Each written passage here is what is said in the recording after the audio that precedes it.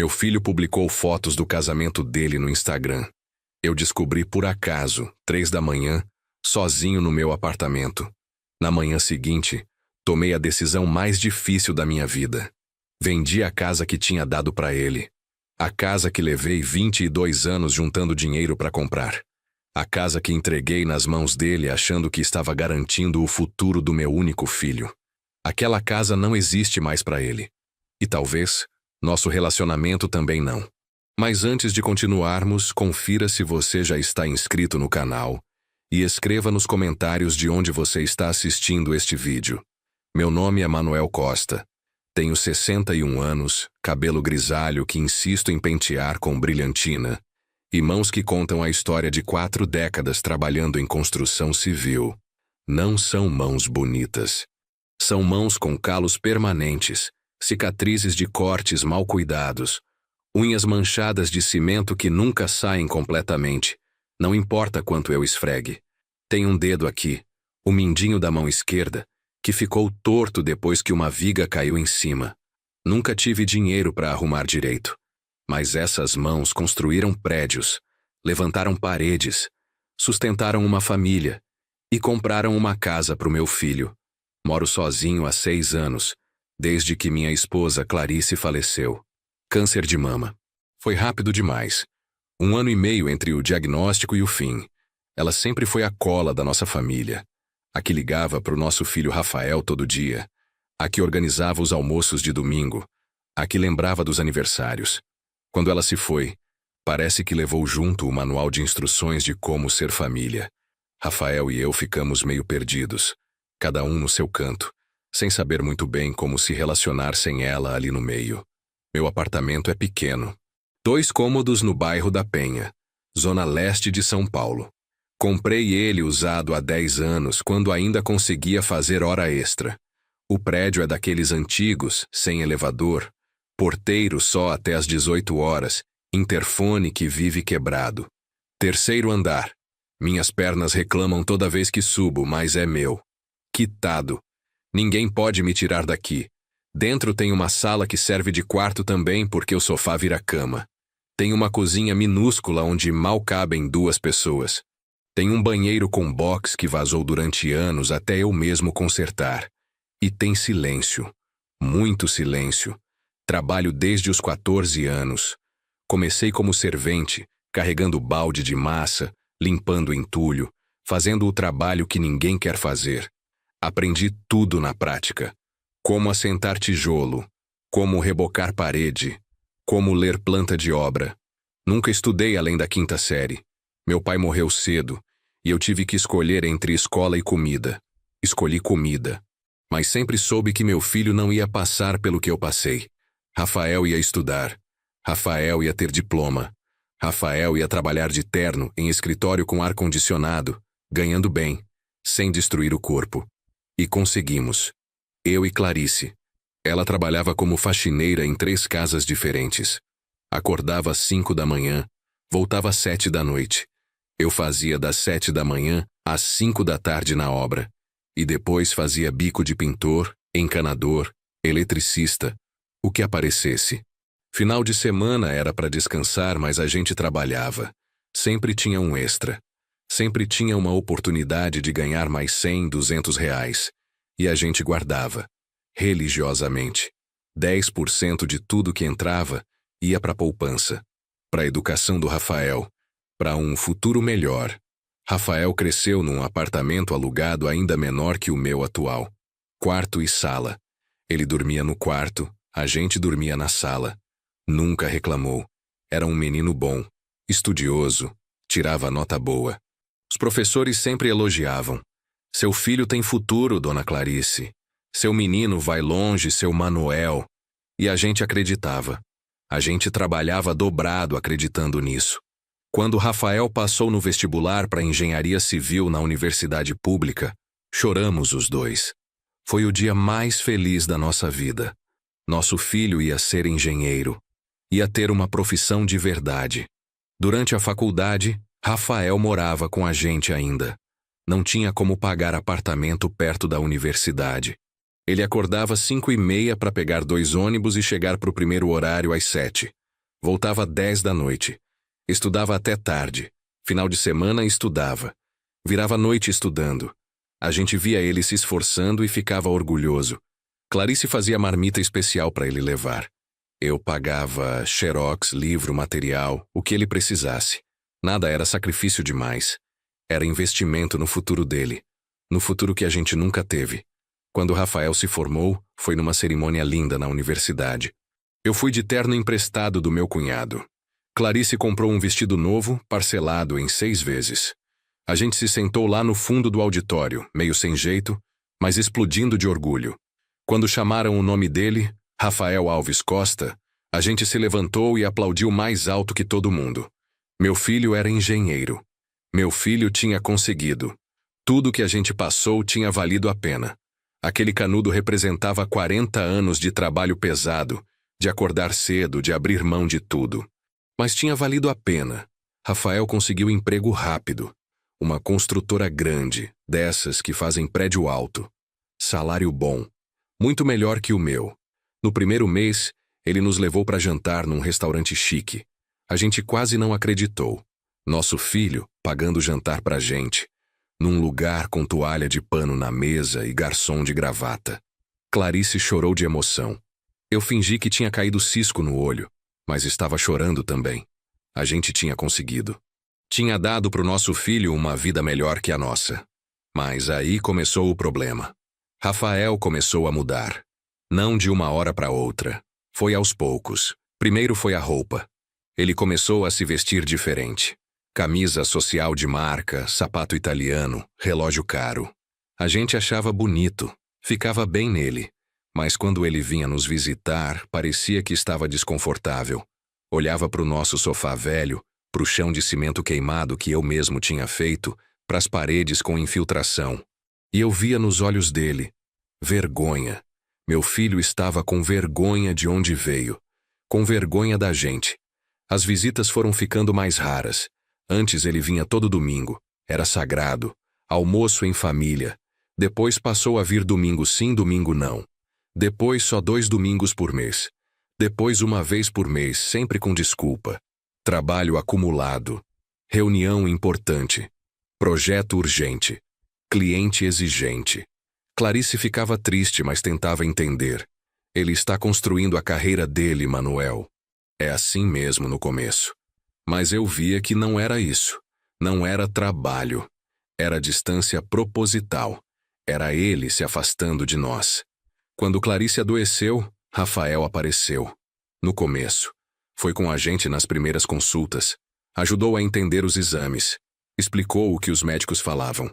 Ele era engenheiro, mas entendia as coisas melhor que a gente. Conversava com os médicos de igual para igual. A gente dependia dele nessas horas. Mas conforme o tratamento foi avançando, conforme a Clarice foi piorando, Rafael foi sumindo. Sempre tinha algo mais importante. Desculpa, pai. Não vou conseguir ir no hospital hoje. Tenho uma apresentação crucial. Depois eu passo aí. Mas não passava. Ligava no dia seguinte. Como está a mãe? Tá na mesma, filho? Ah, que bom. Quer dizer, não que bom que tá na mesma, mas que bom que não piorou. Tenho que desligar, pai. Reunião. Depois conversamos. Clarice passou 1 ano e meio entre hospital e casa. Os últimos 6 meses foram terríveis. Dor constante. Morfina que não resolvia. Ela emagreceu tanto que parecia outra pessoa. Aquela mulher forte que trabalhava feito condenada, que ria alto, que cozinhava para a família toda, virou uma sombra. E Rafael foi sumindo. As visitas ficaram semanais. Depois quinzenais. Sempre rápidas. Sempre com pressa. Clarice percebia. Meu filho está muito ocupado, né, Manuel? Ele tem responsabilidade agora. Não pode ficar aqui comigo. Mas eu via nos olhos dela. Ela queria o filho ali. Queria a mão dele segurando a dela. Queria ouvir a voz dele dizendo que estava tudo bem. No dia que Clarice morreu, Rafael demorou 4 horas para chegar no hospital. 4 horas. Eu liguei para ele às 3 da tarde dizendo que ela estava muito mal, que os médicos achavam que era questão de horas. Ele disse que estava saindo de uma reunião, que ia direto para lá. Chegou às 7 da noite. Clarice tinha morrido às 5h15. Ele não conseguiu se despedir. Não conseguiu dizer para a mãe dele que amava ela. Não conseguiu segurar a mão dela uma última vez. Quando ele entrou no quarto e viu ela ali, coberta com lençol branco, ele desabou. Chorou feito criança. Pai, eu não consegui chegar a tempo. Eu sei, filho. Você tentou. Mas eu estava mentindo. Ele não tinha tentado o suficiente. 4 horas de reunião eram mais importantes que as últimas horas da mãe dele. Depois do enterro, Rafael sumiu. Ficou 1 mês sem aparecer, sem ligar, sem mandar mensagem. Nada. Eu estava sozinho pela primeira vez na vida. 43 anos casado. 43 anos dormindo do lado da mesma pessoa. E de repente, silêncio, vazio, solidão. Eu não sabia o que fazer comigo. Acordava cedo por hábito, mas não tinha ninguém para fazer café. Voltava da obra à noite, mas não tinha ninguém esperando. Sentava na sala, ligava a televisão, mas não prestava atenção. Só ficava ali, esperando não sei o quê. Esperando ela voltar, esperando ele ligar. Esperando alguma coisa que nunca vinha. Quando Rafael finalmente apareceu, foi numa quarta-feira à noite. Bateu na porta por volta das 8. Abri e quase não reconheci. Ele estava mais magro, olheiras profundas, barba por fazer. Oi, pai, posso entrar? Claro, filho, entra. Ele entrou devagar, olhando tudo como se estivesse visitando um lugar pela primeira vez. Sentou no sofá. Ficou quieto. Eu preparei café. Sentei do lado dele. A gente ficou em silêncio uns 5 minutos. Aí ele falou: Desculpa por sumir, pai. Eu não estava bem. Eu entendo, filho. Eu também não estou bem. Ele olhou para mim e por um momento vi meu menino ali. O menino que eu criei. O menino que sentava no meu colo. Mas aí ele piscou e voltou a ser o homem distante que eu não reconhecia mais. A gente conversou pouco naquele dia. Ele contou que o trabalho estava puxado, que tinha pego um projeto grande, que estava praticamente morando na construtora. Eu contei que estava indo devagar, que a casa estava muito quieta, que sentia falta da mãe dele. Ele concordou com a cabeça. Também sinto, pai. Muito. Mas acho que é melhor eu ir. Amanhã acordo cedo. Ele se levantou. Eu acompanhei até a porta. Antes de sair, ele me abraçou. Um abraço rápido, meio desajeitado. Cuida de você, pai. Você também, filho. Quando voltar? Em breve. Prometo. Mas essa promessa eu já tinha ouvido antes. E já sabia que não significava nada. Os meses seguintes foram solitários. Rafael ligava às vezes. Conversas curtas. Tá tudo bem, pai? Tá, filho. E você? Tudo correndo. Muito trabalho. Vou aí qualquer dia desses. Beleza, filho. Te espero. Mas ele não ia. E eu fui me acostumando com isso. Com a solidão. Com o silêncio. Com a ausência. Continuei trabalhando. Na obra todo dia. Acordar 5h30, voltar 6 da tarde, tomar banho, esquentar comida, assistir televisão, dormir, repetir. Fim de semana era pior. Sem trabalho para distrair. Só eu e o apartamento vazio. Às vezes eu olhava para o telefone pensando em ligar para o Rafael, mas não ligava. Tinha medo de incomodar. Tinha medo de ouvir mais uma desculpa. Era mais fácil não ligar. Foi mais ou menos 1 ano depois que Clarice morreu que Rafael apareceu com uma notícia.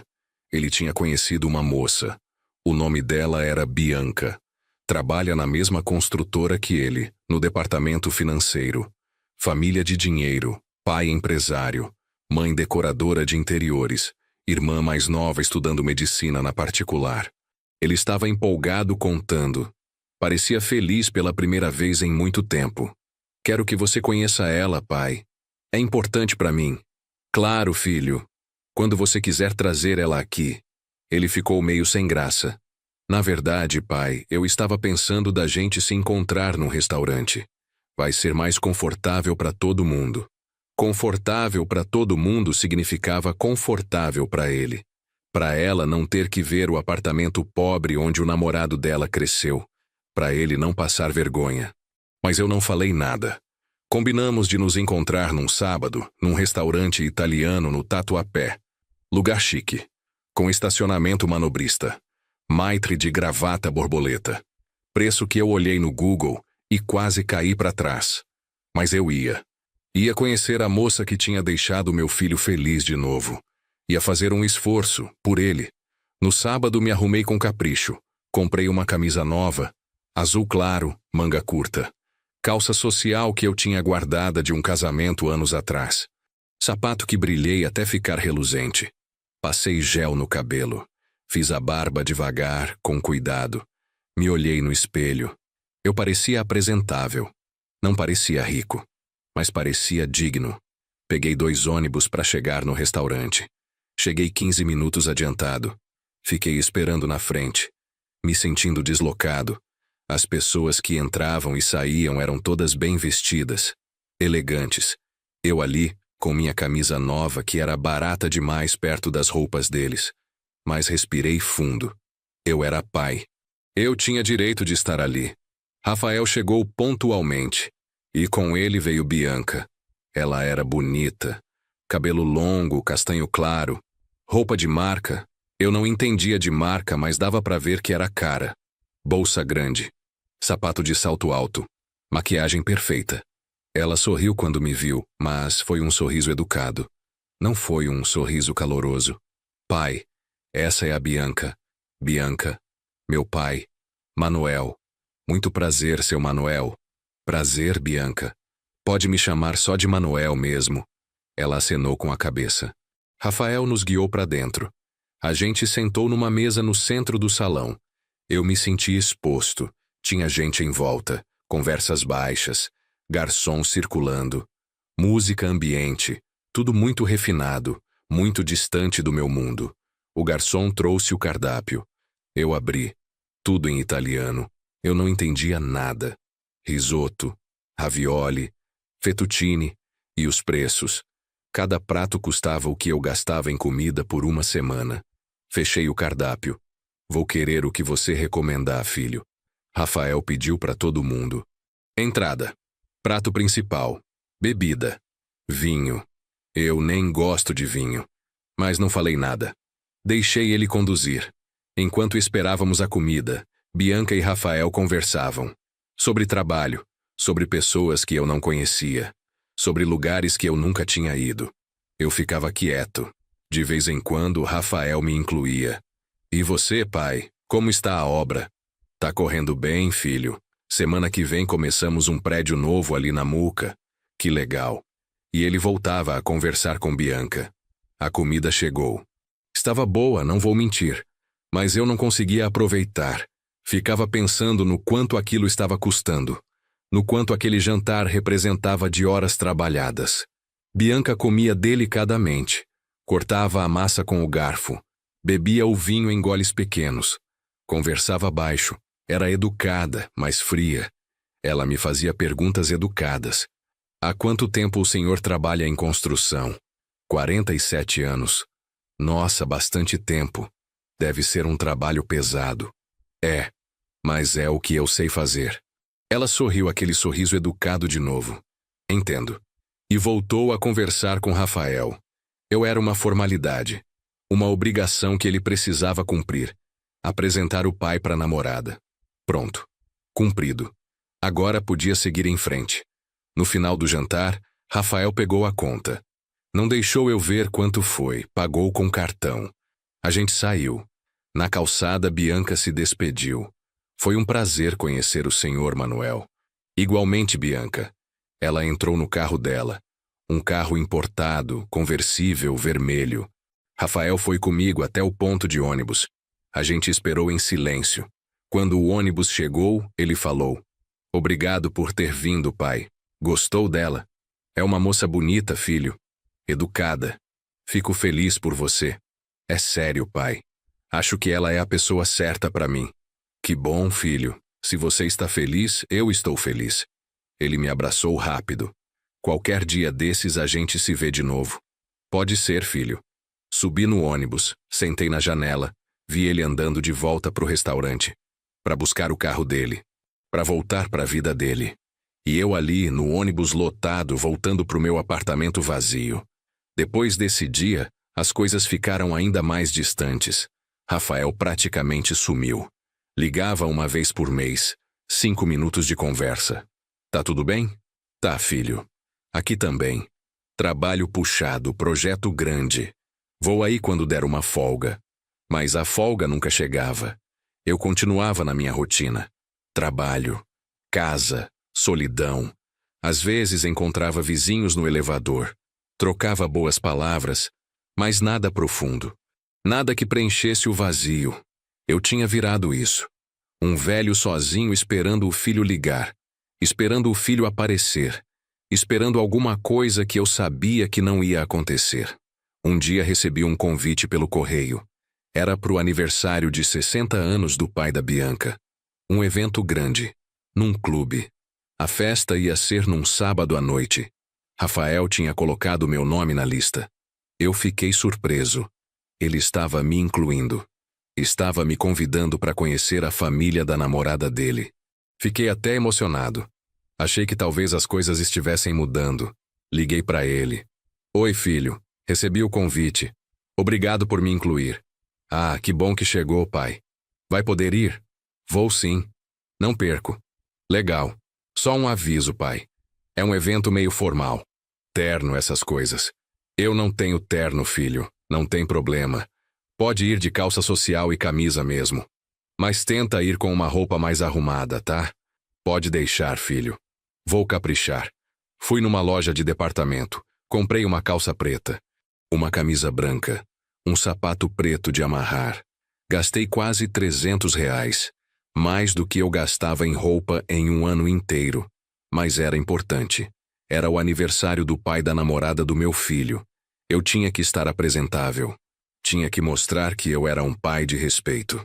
Que mesmo sendo pedreiro, mesmo sendo pobre, eu tinha dignidade. Cheguei no clube no horário. O lugar era enorme. Jardim imenso. Salão decorado com flores brancas e douradas. Garçom circulando com bandejas de salgadinho fino. Gente bem vestida. Muito bem vestida. Ternos caros. Vestidos de festa. Joias reluzindo. E eu ali, com minha roupa de loja de departamento, me sentindo um impostor. Procurei Rafael. Achei ele conversando com um grupo de pessoas. Ele estava de terno azul marinho. Gravata. Cabelo penteado. Parecia outra pessoa. Não parecia meu filho. Parecia um estranho. Me aproximei. Oi, filho. Ele virou. O rosto dele mudou. Não foi felicidade. Foi constrangimento. Pai, você veio. Vim. Não ia perder o aniversário do pai da Bianca. É, legal. Olha, eu tô aqui conversando com uns colegas de trabalho. Deixa eu te apresentar. Ele me apresentou rápido. Pessoal, meu pai, Manuel. Pai, esse é fulano, cicrano, beltrano. Eu cumprimentei todo mundo. Eles foram educados. Mas educados e frios. Como vai, Manuel? Bem, obrigado. E vocês? Tudo ótimo. E voltaram a conversar entre eles. Sobre coisas que eu não entendia. Ações. Investimentos. Mercado imobiliário. Eu fiquei ali parado, sem saber o que fazer. Sem saber onde enfiar as mãos. Sem saber para onde olhar. Rafael percebeu meu desconforto. Ou percebeu que eu estava estragando o momento dele. Pai, tem comida e bebida ali no salão. Fica à vontade. Qualquer coisa você me procura, tá? E ele voltou a conversar com os colegas. Me virando de costas. Me dispensando. Andei até o salão. Peguei um prato. Coloquei uns salgadinhos. Sentei numa mesa vazia. Fiquei ali comendo sozinho, vendo todo mundo conversando, rindo, se divertindo. E eu invisível. Um fantasma na festa. Ninguém falava comigo. Ninguém me incluía. Eu era só o pai do namorado da filha do aniversariante. Uma nota de rodapé. Uma obrigação cumprida. Fiquei na festa 2 horas. 2 horas eternas. Vi Rafael de longe. Vi ele com Bianca. Vi eles conversando com os pais dela. Vi o pai dela abraçando Rafael. Vi a mãe dela sorrindo para ele. Eles gostavam dele. Ele fazia parte. Ele era aceito. E eu ali, sozinho numa mesa, esperando poder ir embora sem parecer rude. Quando achei que tinha ficado tempo suficiente, me levantei. Procurei Rafael para me despedir. Encontrei ele na varanda. Filho, vou indo. Cansado. Ah, tá bom, pai. Obrigado por ter vindo, de nada. A moça é feliz aniversário pro pai dela, pode deixar. A gente se vê. Tchau, filho. Tchau, pai. Peguei ônibus de volta. 2 conduções. Cheguei em casa quase meia-noite. Tirei a roupa nova, pendurei no cabide. Me olhei no espelho. E pela primeira vez em muito tempo chorei. Chorei porque percebi. Meu filho tinha vergonha de mim. Não era impressão. Não era coisa da minha cabeça. Era real. Ele tinha vergonha do pai dele. Vergonha das minhas mãos calejadas. Vergonha da minha roupa simples. Vergonha de onde eu vim. Vergonha de quem eu era. E não tinha nada que eu pudesse fazer para mudar isso. Porque eu era quem eu era. Um pedreiro. Um homem simples. Um pai que tinha dado tudo pelo filho. E isso não era suficiente. Nunca ia ser. Passou mais um ano. Rafael continuou sumido. As ligações ficaram ainda mais raras. Uma a cada 2 meses. Sempre curtas. Sempre superficiais. Eu parei de esperar. Parei de contar os dias. Parei de olhar para o telefone esperando ele tocar. Aceitei. Meu filho tinha uma vida nova. Uma vida onde eu não cabia. E eu tinha que seguir em frente com a minha vida. Sozinho. Trabalhando. Existindo. Nada mais que isso. Mas aí aconteceu algo que mudou tudo. Eu estava na obra, era uma quinta-feira de manhã quando recebi uma ligação. Era Rafael. Atendi surpreso. Filho, tudo bem? Tudo, pai. Você tá trabalhando? Tô. Posso ligar depois? Não. É rápido. Só queria te avisar uma coisa. Eu e a Bianca estamos namorando sério já faz um tempão. E eu tava pensando em dar um passo à frente. Meu coração acelerou. Você vai pedir ela em casamento? É. Acho que sim. Ela é a mulher da minha vida. Que ótimo, filho. Fico muito feliz por você. É, obrigado. Só queria te avisar antes, para você não ficar sabendo por outra pessoa. Agradeci a consideração. A gente se despediu. Desliguei o telefone e fiquei ali parado no meio da obra, segurando a colher de pedreiro, sentindo um misto de felicidade e tristeza. Felicidade porque meu filho estava feliz, porque ele tinha encontrado alguém, porque ia constituir família, mas tristeza porque eu sabia. Sabia que essa vida nova dele não tinha espaço para mim, que eu ia ser deixado ainda mais de lado, que os netos que viessem não iam me conhecer de verdade. Iam me conhecer como o avô estranho que aparecia de vez em quando, o velho que trabalhava em obra, o que não tinha estudo, o que não tinha dinheiro, o que não tinha nada para oferecer além de amor. E amor, eu estava aprendendo, não era suficiente. 2 meses depois, Rafael ligou de novo. Pai, pedi a Bianca em casamento. Ela disse sim. Vamos casar. Parabéns, filho. Que notícia maravilhosa. Estou muito feliz por vocês. Obrigado, pai. Significa muito para mim. Quando vai ser o casamento? A gente ainda não decidiu. Mas provavelmente ano que vem. Vou te mantendo informado. Por favor, não quero perder. Pode deixar, pai. Você não vai perder. Essa frase ficou na minha cabeça. Você não vai perder. Como se fosse uma promessa. Como se ele estivesse me garantindo que eu ia fazer parte. Que eu ia ser incluído.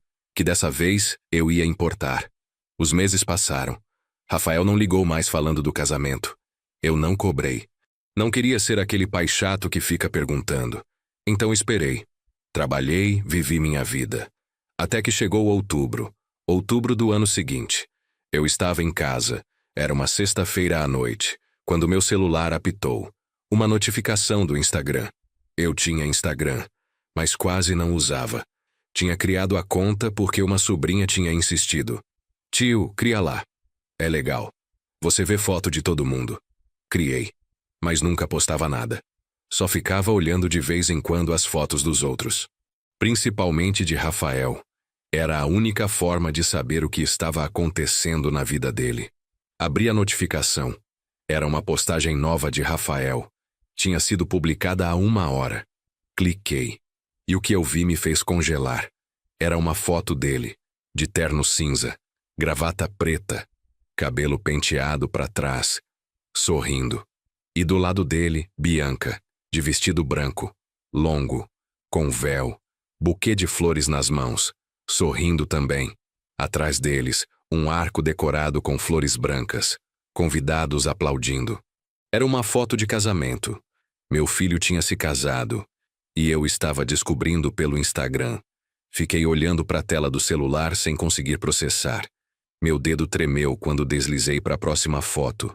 Tinha mais. Muitas mais. A cerimônia inteira estava ali. Rafael e Bianca trocando alianças. Rafael e Bianca se beijando. Rafael e Bianca cortando o bolo. Rafael e Bianca dançando. Os pais da Bianca abraçando eles. Familiares sorrindo. Amigos brindando. Um salão enorme decorado com flores brancas e luzes douradas. Mesas elegantes, comida farta, champanhe. Tudo perfeito, tudo lindo. Tudo sem mim. Olhei a legenda da primeira foto. Casados. O dia mais feliz das nossas vidas. Grato por todos que estiveram presentes nesse momento especial. Todos que estiveram presentes. Contei mentalmente. Deslizei pelas fotos de novo. Contei as mesas. 10 mesas. Cada mesa com 8 cadeiras. 80 pessoas. 80 pessoas que mereceram estar ali. 80 pessoas que foram convidadas. 80 pessoas que viram meu filho casar. E eu não estava entre elas. Eu não fui convidado. Nem avisado. Nem lembrado. Simplesmente esquecido. Apagado. Como se eu não existisse. Sentei no sofá, ainda segurando o celular, ainda olhando aquelas fotos. Procurei em cada uma delas algum sinal de mim, alguma mensagem, alguma dedicatória. Agradeço especialmente ao meu pai. Sinto falta da sua presença, pai. Qualquer coisa. Mas não tinha nada. Absolutamente nada. Eu tinha sido completamente excluído.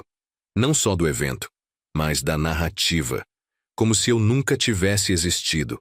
Como se Rafael tivesse nascido sozinho, crescido sozinho, se formado sozinho, conseguido tudo sozinho. Como se eu não tivesse trabalhado 47 anos para que ele pudesse ter aquela vida, aquele casamento, aquela felicidade. Olhei a data da postagem. Tinha sido publicada há 1 hora. Olhei para o relógio na parede. 10 da noite. Fiz as contas. O casamento devia ter sido durante o dia, provavelmente à tarde. Agora, 10 da noite, eles já deviam estar na festa. Ou talvez já tivessem ido embora. Lua de mel. Viagem. Vida nova. E eu ali. Sozinho. No meu apartamento pequeno. Descobrindo que meu único filho tinha se casado sem me contar. Sem me convidar. Sem sequer avisar. Como se eu não importasse. Como se eu fosse nada. Fiquei a noite inteira acordado. Não consegui dormir. Fiquei no sofá, celular na mão, olhando aquelas fotos. Uma por uma. Ampliando. Procurando detalhes. Vendo a felicidade no rosto do meu filho. Vendo ele abraçando os sogros. Vendo ele brindando com os amigos. Vendo ele vivendo o dia mais importante da vida dele. Sem mim. E a cada foto, algo dentro de mim ia morrendo. Não era só tristeza. Era traição, era humilhação, era a confirmação de tudo que eu tinha fingido não ver. Meu filho tinha vergonha de mim, e essa vergonha era tanta que ele preferiu me excluir completamente a ter que me apresentar para os convidados. Quando o sol nasceu, sábado de manhã, eu ainda estava no sofá. Não tinha dormido nada. Meus olhos ardiam, minha cabeça doía, mas minha decisão estava tomada. Eu ia ligar para ele, ia perguntar. Ia exigir uma explicação. Tinha direito a isso. Era o mínimo. Peguei o telefone. Disquei o número dele. Tocou 1 vez, 2 vezes, 3 vezes, 4 vezes. Caixa postal. Desliguei. Tentei de novo. Mesma coisa. Caixa postal. Ele não ia atender. Claro que não. Ele sabia que eu tinha visto. Sabia que eu ia ligar. E não queria falar comigo. Não queria dar explicações. Mandei mensagem. Filho, preciso falar com você. É urgente. Liga para mim quando puder. Esperei a manhã toda. A tarde toda. Nada. Nenhuma resposta. Nenhuma ligação. Nenhum sinal. Tentei ligar de novo. Caixa postal. De novo. Caixa postal. Mandei outra mensagem. Rafael, pelo amor de Deus, me atende. Preciso entender o que aconteceu. Nada. Silêncio. Silêncio ensurdecedor. Fiquei sentado na sala, olhando para a parede, tentando entender como tinha chegado nesse ponto. Como meu filho, que eu criei com tanto amor, com tanto sacrifício, tinha virado isso. Uma pessoa capaz de se casar sem nem avisar o pai. Uma pessoa capaz de me apagar da vida dela como se eu fosse lixo. Domingo de manhã. Ainda nenhuma resposta.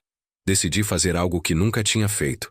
Fui até a casa dele, a casa que eu tinha comprado. Sim, eu não tinha contado essa parte ainda. Mas preciso contar agora. Porque é importante. Porque é o centro de tudo. 5 anos atrás, quando Rafael se formou e conseguiu o primeiro emprego, ele estava morando de aluguel. Um apartamento pequeno, caro. Ele reclamava direto. Pai, tô pagando R$ 2.000 de aluguel. É muito dinheiro jogado fora. Eu sei, filho, mas é assim mesmo no começo. Uma hora você compra o seu. Ele suspirou. Vai demorar muito. Os apartamentos são muito caros. Vou ter que financiar em 30 anos. Eu e Clarice conversamos sobre isso. A gente tinha um dinheiro guardado. Não era muito, mas era nosso. Nossa reserva de emergência. Nossa segurança. Mas a gente pensou, para que a gente precisa desse dinheiro? A gente já é velho. Já viveu. O Rafael é novo. Está começando a vida. Decidimos. Íamos usar aquele dinheiro para dar entrada num apartamento pro Rafael. Não era o suficiente para comprar à vista. Mas era suficiente para dar uma entrada boa. Para ele não ter que pagar aluguel. Para ele ter o dele próprio. Chamamos Rafael. Contamos. Filho, a gente quer te ajudar. A gente tem um dinheiro guardado. Não é muito. Mas dá para você dar entrada num apartamento. Ele ficou sem palavras. Pai, mãe, vocês não precisam fazer isso. A gente quer, filho, é pro seu bem. Fomos atrás, achamos um apartamento bom. 2 quartos, Vila Prudente, perto do metrô. Bom para ele. Demos R$ 40.000 de entrada. Todo o nosso dinheiro. Todo. Cada centavo que a gente tinha guardado em 30 anos de casamento. Rafael financiou o resto. Mas com uma entrada daquele tamanho, a parcela ficou baixa. R$ 1.200. Ele conseguia pagar tranquilo. Ficou tão feliz. Abraçou a gente chorando. Obrigado, pai. Obrigado, mãe. Eu nunca vou esquecer isso. Vocês estão me dando um futuro. A gente ficou feliz. Valeu a pena. Ver ele feliz valia tudo. Mas aí Clarice morreu. E as coisas mudaram. Rafael continuou pagando o apartamento. Mas parou de me incluir. Parou de me ligar. Parou de me visitar. E eu fiquei ali. Velho. Sozinho. Sem dinheiro. Porque tudo que eu tinha dado para ele. E ele nem ligava mais. Mas eu nunca cobrei. Nunca joguei na cara. Nunca falei. Eu te dei tudo e você me abandonou. Não. Porque eu não tinha dado esperando receber de volta. Tinha dado por amor. Porque era meu filho. E pais fazem isso pelos filhos. Mesmo quando os filhos não merecem. Cheguei no prédio dele. Domingo, 10 da manhã. Toquei o interfone. Ninguém atendeu. Toquei de novo. Nada. Esperei. Meia hora. 40 minutos. Nada. Tentei ligar de novo. Caixa postal. Mandei mensagem. Estou aqui embaixo do seu prédio. Preciso falar com você. Por favor. Esperei mais 1 hora. Nada. Ele não estava lá. Ou estava e não queria me atender. Tanto faz. O resultado era o mesmo. Meu filho não queria falar comigo. Voltei para casa derrotado, humilhado, destruído. Segunda-feira de manhã fui trabalhar. Não sei como consegui. Meu corpo estava lá, mas minha cabeça não. Ficava pensando naquelas fotos. No casamento, na festa, nas 80 pessoas, nos pais da Bianca abraçando meu filho. E eu, excluído, apagado, esquecido. Os outros pedreiros perceberam que eu estava estranho. Seu Manuel, tá tudo bem? Tá sim. Só cansado. Mas eles sabiam que não era só cansaço. Era algo mais profundo. Algo que estava me consumindo por dentro. Terça-feira, quarta-feira, quinta-feira, nada. Nenhuma notícia de Rafael. Nenhum retorno. Nenhuma explicação. Eu tinha parado de tentar. Parado de ligar. Parado de mandar mensagem. porque tinha entendido. Ele não ia falar comigo, não ia se explicar, não ia pedir desculpas. Ele tinha feito o que fez e pronto, e eu tinha que engolir. Tinha que aceitar. Tinha que seguir em frente. Mas como? Como eu seguia em frente depois disso? Depois de descobrir que pro meu filho eu não valia nada, que tudo que eu tinha feito por ele não significava nada, que eu era tão insignificante que nem merecia um convite pro casamento dele. Sexta-feira à noite, uma semana depois, eu estava em casa. Tinha acabado de chegar da obra. Estava cansado, corpo doendo, cabeça pesada. Sentei no sofá, liguei a televisão, mas não estava prestando atenção. Estava pensando em tudo, em todo o sacrifício, todo o trabalho, todo o amor, e onde tinha dado, em lugar nenhum.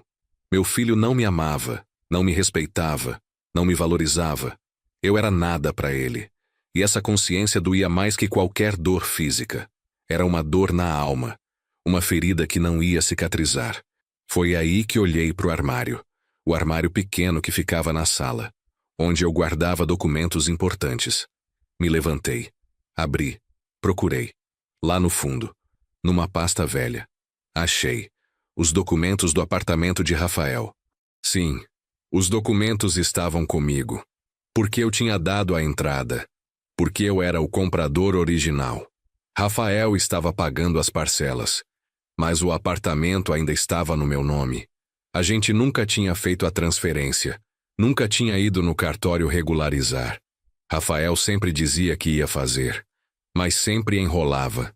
E eu nunca cobrei, porque confiava nele, porque era meu filho, porque achava que não precisava de papel para garantir nada. A palavra dele era suficiente. Mas agora eu tinha esses papéis na mão, e uma ideia começou a formar na minha cabeça. Uma ideia que no começo me assustou, que me pareceu absurda, cruel, impensável, mas que quanto mais eu pensava, mais fazia sentido, mais parecia justa, mais parecia a única coisa que eu podia fazer para recuperar um pouco da minha dignidade. Se Rafael não me queria na vida dele, se eu era tão insignificante, se eu não merecia nem ser avisado do casamento dele, então talvez eu devesse tomar de volta o que era meu. O apartamento estava no meu nome. Legalmente era meu. Eu podia vender, podia pegar o dinheiro, podia fazer o que eu quisesse. E Rafael ia ter que se virar, como eu sempre me virei. Sozinho. Passei o final de semana pensando nisso. Será que eu era capaz? Será que eu conseguiria fazer isso com meu próprio filho? Tirar o teto de cima da cabeça dele? Mas aí eu lembrava. Ele tinha tirado muito mais de mim. Tinha tirado minha dignidade, minha importância, meu lugar como pai. Tinha me apagado da vida dele. Tinha se casado sem me contar. Tinha me humilhado da pior forma possível. E não tinha demonstrado nenhum remorso, nenhum arrependimento. Nada. Então por que eu deveria ter pena? Por que eu deveria continuar sacrificando por alguém que não me valorizava? Segunda-feira de manhã. Não fui trabalhar. Avisei que estava doente. Peguei os documentos do apartamento. Fui num cartório. Conversei com um tabelião. Expliquei a situação. Ele me orientou. O apartamento estava no meu nome. Eu tinha todo o direito de vender. Mas Rafael estava pagando o financiamento. Então eu precisaria quitar o financiamento primeiro. Ou vender com o financiamento junto. Alguém teria que assumir a dívida. Perguntei quanto faltava pagar. O tabelião consultou. Faltavam R$210 mil, em parcelas de 1.200 durante mais 14 anos. O apartamento valia quanto? Ele pesquisou. Apartamentos similares na região estavam sendo vendidos por 400 mil.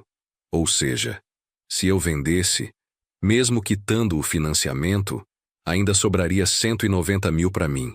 190 mil reais. Era mais dinheiro do que eu tinha visto na vida. Era o suficiente para eu parar de trabalhar, para eu viver tranquilo os anos que me restavam, para eu não ter que quebrar as costas em obra todo dia, para eu ter um pouco de conforto, um pouco de paz, depois de 50 anos trabalhando. Eu merecia isso. Perguntei pro tabelião quanto tempo levaria. Ele disse que se eu achasse um comprador rápido, dava para fazer em 2 semanas. Só precisava de documentação, escritura, certidões, nada que eu não conseguisse. Agradeci. Saí do cartório. Sentei num banco na praça. Fiquei ali pensando. Será que eu ia mesmo fazer isso? Peguei o celular. Entrei no Instagram. Olhei o perfil de Rafael de novo. Ele tinha postado fotos novas, da lua de mel. Ele e Bianca na praia, sorrindo, felizes. Vivendo o melhor momento da vida deles, sem nenhuma preocupação, sem nenhum remorso. E eu ali, sozinho, esquecido, invisível. Foi nesse momento que decidi. Sim, eu ia fazer. Ia vender o apartamento, ia pegar meu dinheiro, ia recuperar o que era meu. E Rafael ia aprender uma lição. Ia aprender que ações têm consequências, que você não pode tratar as pessoas como lixo e esperar que elas continuem te dando tudo. Ia aprender do jeito mais difícil, mas ia aprender. Voltei no cartório. Disse pro tabelião que queria seguir em frente. Ele me deu uma lista de documentos que eu precisava providenciar. Fui atrás. Tirei segunda via de escritura. Peguei certidões negativas. Reuni toda a papelada. Levei de volta. Enquanto isso, pedi pro tabelião colocar o apartamento à venda. Ele conhecia um corretor. Passou o meu contato. O corretor me ligou. Conversamos. Expliquei que precisava vender rápido. Ele disse que não seria problema. Apartamento bem localizado. Perto do metrô. Bom preço. Ia vender fácil. Quanto eu queria? 400 mil. Era o preço de mercado. Ele concordou. Vamos tentar. Não demorou. 3 dias depois, o corretor me ligou. Seu Manuel tem um cliente interessado. Quer ver o apartamento amanhã. Eu travei. Ver o apartamento. Mas Rafael estava morando lá. Como eu ia mostrar o apartamento sem ele saber? O corretor percebeu minha hesitação. Tem algum problema? Expliquei. Meu filho mora lá, mas ele não sabe que eu tô vendendo. Ah, entendi. Bom, nesse caso a gente pode marcar num horário que você sabe que ele não tá. Horário comercial. Ele trabalha? Não trabalha? Trabalha. Então beleza. Amanhã, meio-dia. Pode ser? Pode. Encontrei o corretor na frente do prédio. Meio-dia em ponto. Com ele, um casal. Uns 40 anos, bem vestidos, interessados. Subimos. Eu tinha a chave. Rafael tinha me dado uma cópia anos atrás. Para emergências. Abri a porta. Entramos. O apartamento estava arrumado. Limpo. Bonito. Bianca devia ter um gosto bom para decoração. O casal gostou. Fizeram perguntas. Quantos metros? 65. Tem vaga de garagem? Não. IPTU tá em dia? Tá. Quanto tá o condomínio? 320. O corretor ia respondendo. Eu ficava quieto, olhando pro apartamento que eu tinha ajudado meu filho a comprar, que agora eu estava vendendo pelas costas dele. O casal saiu para conversar. Ficaram uns minutos no corredor. Voltaram. A gente se interessa. Mas queremos pagar 370 mil. É nosso limite. Olhei pro corretor. Ele me olhou esperando resposta. Respirei fundo. Fechado. Eles sorriram. Ótimo. Quando podemos assinar? O corretor olhou para mim. Seu Manuel? Em 2 semanas. Vou providenciar toda a documentação. Perfeito. O casal se despediu. Foram embora felizes. Iam ter apartamento novo. Eu fechei a porta. Fiquei ali dentro sozinho por 1 minuto. Olhando tudo. Sentindo o peso do que eu estava fazendo. Mas não voltei atrás. Saí. Tranquei a porta. Desci. E não olhei para trás. As 2 semanas seguintes foram uma correria. Juntei todos os documentos. Providenciei tudo o que o cartório pediu. O corretor cuidou da parte burocrática. O casal quitou o financiamento. Pagou os 210 mil que faltavam direto para o banco. E me passou os 160 mil restantes. Não. Espera. Eram 190 mil que iam sobrar. Mas o valor caiu para 370 mil. Então sobrou 160 mil, que entraram na minha conta. De uma vez. Ver aquele dinheiro ali foi surreal. Eu nunca tinha tido tanto dinheiro junto. Nunca. Era mais do que eu ganharia em 4 anos trabalhando. A escritura foi assinada numa sexta-feira, 16 dias depois que eu tinha tomado a decisão. O casal agora era dono do apartamento. Eles iam tomar posse na segunda-feira. Tinham dado esse tempo para Rafael desocupar. Mas Rafael não sabia de nada ainda. Não sabia que o apartamento tinha sido vendido. Não sabia que tinha 3 dias para sair. Não sabia que a vida dele estava prestes a virar de cabeça para baixo. E eu ia ser eu quem ia contar.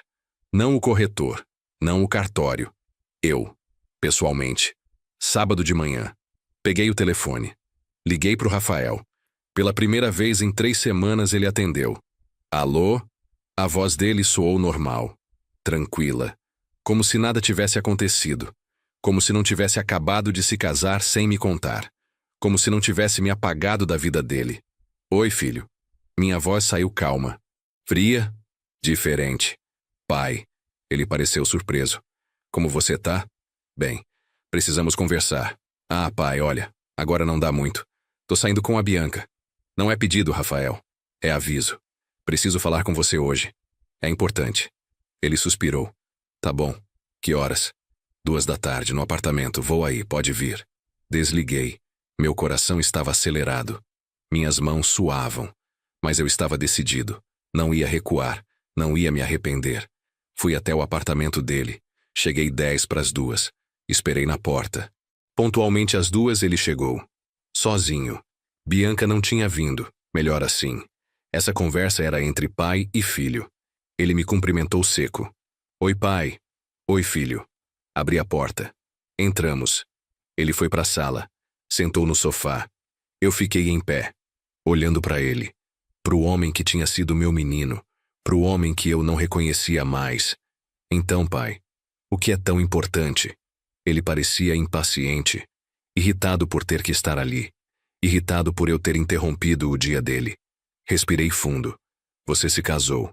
Ele ficou tenso. Olhou para baixo. É. Me casei. Eu vi as fotos. No Instagram. Foi assim que eu fiquei sabendo. Silêncio. Ele não disse nada. Não se desculpou. Não explicou. Só ficou quieto. Por que você não me contou, Rafael? Por que você me excluiu? Ele suspirou. Pai, eu não queria magoar você. Então seu plano era me deixar descobrir pelo Instagram? Isso magoa menos? Ele levantou o rosto. Olhou para mim. Pai, você não ia se encaixar. A família da Bianca é diferente. O pessoal que foi convidado é diferente. Eu não queria você se sentindo desconfortável. Desconfortável. Eu repeti a palavra. Você estava preocupado com o meu conforto. É isso? Ele balançou a cabeça. Era melhor assim. Para todo mundo. Melhor para quem, Rafael? Para você, para Bianca, para a família dela. E eu não importo? Claro que importa, pai. Mas o quê? Termine a frase. Ele se levantou. Ficou nervoso. Pai, você não entende. Você é pedreiro. Você não tem estudo. Você não fala como eles falam. Você não se veste como eles se vestem. Você não. Ele parou. Percebeu o que estava dizendo. Mas era tarde. Eu já tinha ouvido. Tudo o que eu precisava ouvir. Eu não era suficiente. Eu era uma vergonha. Era isso que ele estava dizendo. Entendi. Eu falei baixo, mas firme. Você tem vergonha de mim. Não é isso, pai. É exatamente isso, Rafael. Você tem vergonha do seu pai. Do homem que trabalhou a vida inteira para te dar uma vida melhor. Do homem que te deu tudo. Educação, comida, teto, amor. E agora você tem vergonha de mim porque eu não sou chique o suficiente. Porque eu não me encaixo no seu mundo novo. Ele não respondeu. Não negou. Porque era verdade. E os dois sabíamos disso. Fiquei olhando para ele, sentindo uma mistura de raiva, tristeza, decepção, mas também uma clareza, uma certeza do que eu tinha que fazer. Vim aqui te avisar uma coisa. Eu falei. Ele me olhou. Vendi o apartamento. O quê? Ele ficou pálido. Como assim vendeu o apartamento? Esse apartamento tá no meu nome, Rafael. Sempre esteve. Eu dei entrada. Eu sou o dono. E eu vendi. Não. Ele balançou a cabeça. Você não pode fazer isso. Posso sim. E fiz. Os novos donos tomam posse segunda-feira. Você tem até domingo para desocupar. Pai, você tá brincando. Não tô. Aqui estão os documentos. Tirei da pasta que eu tinha trazido. Mostrei para ele. Escritura assinada, transferência feita, dinheiro recebido, tudo oficial, tudo legal. Rafael pegou os papéis. Leu. As mãos dele tremiam. O rosto dele ficou vermelho. Ele me olhou com raiva, com ódio. Você não pode fazer isso comigo. Posso. E fiz. Como você pôde? Sou seu filho. E eu sou seu pai. Mas você se esqueceu disso. Então eu me esqueci que esse apartamento era seu. Ele jogou os papéis no chão. Isso é vingança. É mesquinharia. Chama do que quiser. Mas a decisão tá tomada. Você tem 2 dias para sair. Ele deu um passo para frente. O rosto dele distorcido. Eu te odeio. Eu sei. E imagino que você sempre odiou. Só que agora não precisa mais fingir. Eu virei as costas. Comecei a andar em direção à porta. Rafael gritou atrás de mim. Eu paguei esse apartamento. Eu paguei as parcelas. Você pagou parte. Eu dei 40 mil de entrada. Dinheiro que eu e sua mãe juntamos a vida inteira. Dinheiro que a gente poderia ter usado pra gente. Mas a gente deu pra você. E você me agradeceu me excluindo da sua vida. Então agora a gente tá quitte. Abri a porta. Saí. Ele ainda gritava. Pai, volta aqui. A gente precisa resolver isso, pai. Mas eu não voltei. Desci as escadas, saí do prédio e fui para casa.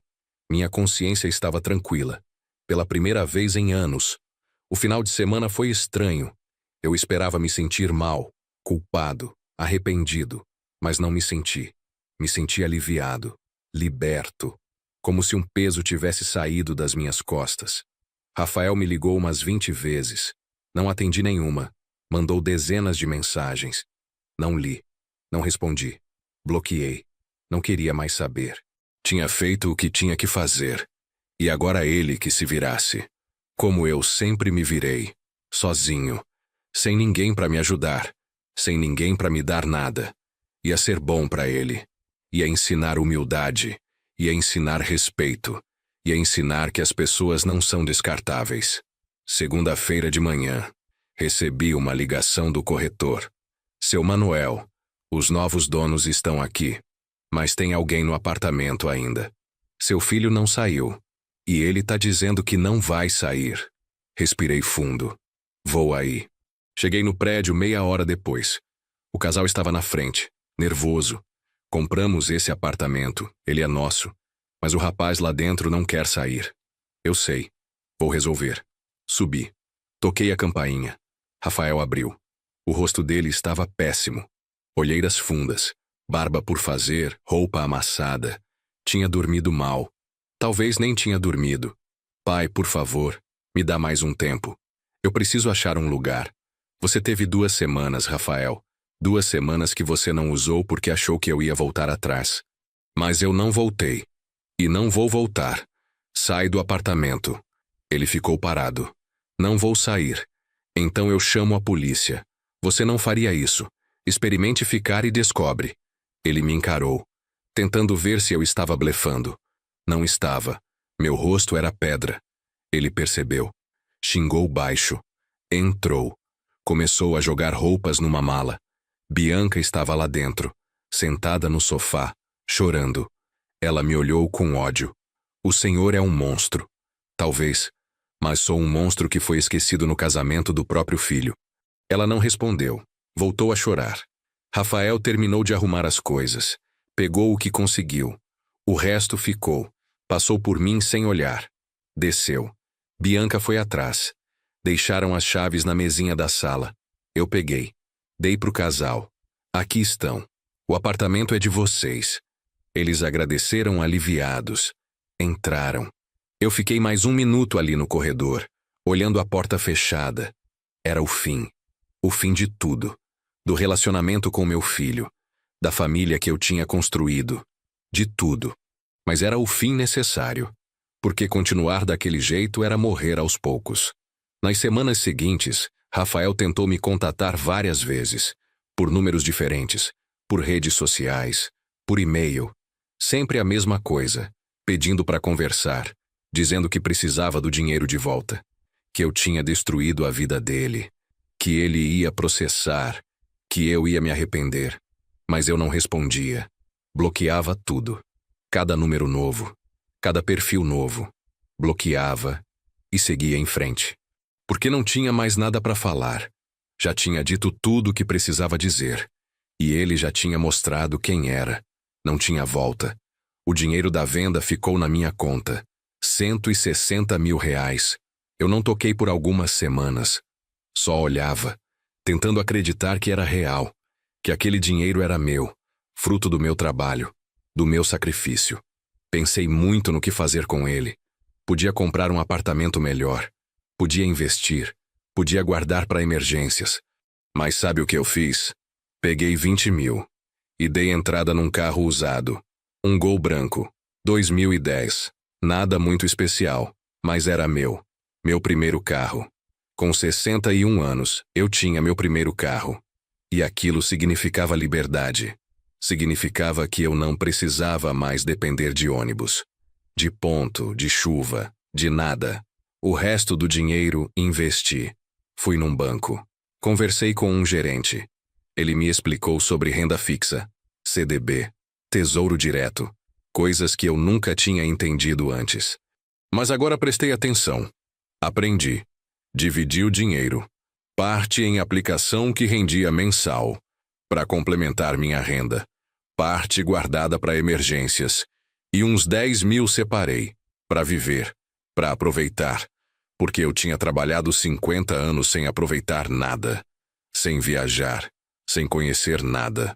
E agora eu tinha dinheiro, tinha tempo, e ia usar. Tirei férias do trabalho, primeira vez em 10 anos, peguei meu carro novo e dirigi. Fui pra praia, litoral norte de São Paulo. Aluguei uma pousada simples, mas limpa, confortável, com café da manhã. Fiquei uma semana, sozinho. Acordava cedo, caminhava na areia, tomava café, voltava para caminhar mais, almoçava, dormia, acordava, assistia ao pôr do sol, jantava, dormia de novo. Rotina simples, mas que me fez bem. Pela primeira vez em muito tempo eu estava em paz. Não pensava em Rafael, não pensava em mágoa, não pensava em nada. Só existia. Voltei para São Paulo diferente. Mais leve, mais tranquilo. Voltei para o trabalho, mas com outra mentalidade. Não era mais desespero. Não era mais necessidade absoluta. Era escolha. Eu escolhia trabalhar. Porque gostava. Porque me fazia bem. Porque me mantinha ativo. Mas se quisesse parar amanhã, podia. Tinha dinheiro guardado. Tinha segurança. Tinha opções. E isso mudava tudo. Mudava como eu via o trabalho. Como eu via a vida. Como eu via a mim mesmo. 3 meses depois de vender o apartamento, recebi uma citação judicial. Rafael tinha me processado. Pedia o dinheiro de volta. Alegava que o apartamento era dele, que ele tinha pago as parcelas, que eu tinha agido de má fé. Li a petição inteira e ri. Não de deboche, mas de incredulidade. Ele realmente achava que ia ganhar? Que o juiz ia dar razão para ele? Quando o apartamento sempre esteve no meu nome? Quando eu tinha todos os documentos comprovando? Mas tudo bem. Se ele queria brigar na justiça, a gente ia brigar. Contratei um advogado, Dr. Paulo, um advogado de bairro. Escritório pequeno, mas competente. Expliquei tudo para ele. Mostrei todos os documentos. Escritura, comprovantes de pagamento da entrada. Tudo no meu nome. Ele analisou. Seu Manuel, o senhor não tem com o que se preocupar. O apartamento era seu. O senhor tinha todo o direito de vender. O fato do seu filho pagar as parcelas não transfere automaticamente a propriedade. Precisaria ter sido feita escritura nova. Transferência oficial. E não foi. Então, legalmente, o senhor está coberto. Fico tranquilo, então. Fique. E relaxei. O processo demorou. Meses. Audiências, documentos, testemunhas. Rafael levou a mãe da Bianca para depor, dizendo que eu sempre fui um pai ausente, que eu nunca apoiei ele, que eu era vingativo. Mentiras. Tudo mentiras. Mas ela falou com convicção, com certeza, como se conhecesse minha vida, como se soubesse alguma coisa sobre o que eu passei, sobre o que eu fiz pelo meu filho, mas não importava, porque no final, o que valia era a lei. E a lei estava do meu lado. O juiz deu a sentença 6 meses depois do início do processo. Julgou improcedente o pedido de Rafael. Confirmou que o apartamento era meu, que eu tinha todo o direito de vender, e que Rafael não tinha direito a nenhuma indenização, porque ele nunca foi dono. Nunca teve a propriedade transferida para o nome dele. As parcelas que ele pagou foram como aluguel, moradia gratuita que eu cedi, e que eu tinha todo o direito de revogar. Quando recebi a notícia, senti alívio. Não alegria, apenas alívio, de que tinha acabado, de que estava oficialmente resolvido, de que Rafael não podia mais me perturbar. Mas ele não desistiu fácil.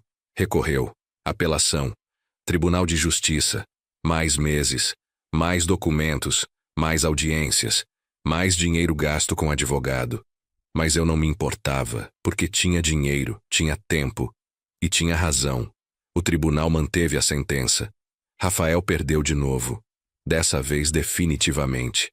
Não cabia mais recurso. Era o fim. Para valer. Dr. Paulo me ligou. Seu Manuel, ganhamos. É definitivo. Não tem mais o que fazer. Parabéns. Obrigado, doutor. Obrigado por tudo. Imagine. Foi um prazer defender o senhor. Justiça foi feita. Justiça. Será que foi? Eu tinha ganhado na justiça. Tinha ficado com o dinheiro. Tinha mantido minha decisão. Mas tinha perdido meu filho. Para sempre. Ele nunca mais ia me perdoar. Nunca mais ia falar comigo. Eu sabia disso. E tinha aceitado. Mas doía. Doía saber que meu único filho me odiava. Que netos que viessem eu nunca ia conhecer. Que festa de aniversário, formatura, casamento dos netos, eu nunca ia participar. Que eu ia morrer sozinho. Sem família. Sem ninguém. Só eu e minhas lembranças. Lembranças de um filho que existiu, mas que morreu. Não fisicamente, mas emocionalmente. Morreu para mim no dia que decidiu que eu não era importante o suficiente. E eu matei de vez no dia que vendi o apartamento. Mas eu não me arrependo. Não mesmo. Porque a alternativa era pior. Era continuar sendo invisível, sendo descartável, sendo humilhado. E eu preferia ficar sozinho com minha dignidade do que acompanhado sendo pisoteado. Preferia morrer sabendo que fui respeitado, mesmo que por imposição, do que viver mendigando migalhas de atenção de alguém que não me valorizava. Foi uma escolha difícil, a mais difícil da minha vida. Mas foi a escolha certa. Para mim, pro meu coração, pra minha alma. Com o processo encerrado, minha vida voltou ao normal. Ou ao que tinha se tornado meu novo normal. Trabalho, casa, fim de semana tranquilo. Às vezes saía com meu carro. Conhecia lugares, cidades pequenas ao redor de São Paulo, Campos do Jordão, Olambra, Socorro, lugares bonitos, tranquilos, onde eu podia respirar. Onde eu podia ser só Manuel, sem passado, sem mágoa, só presente. Fiz amizade com um vizinho, seu Osvaldo. Aposentado também, viúvo como eu. A gente começou a tomar café junto, sábado de manhã, na padaria da esquina. Conversava sobre futebol, sobre política, sobre a vida. Nada muito profundo.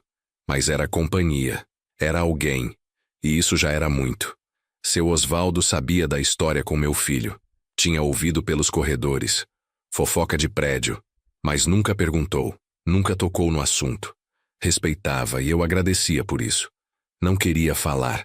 Não queria reviver. Queria só seguir em frente. 1 ano depois de vender o apartamento no meu aniversário de 62 anos, acordei sozinho. Como sempre.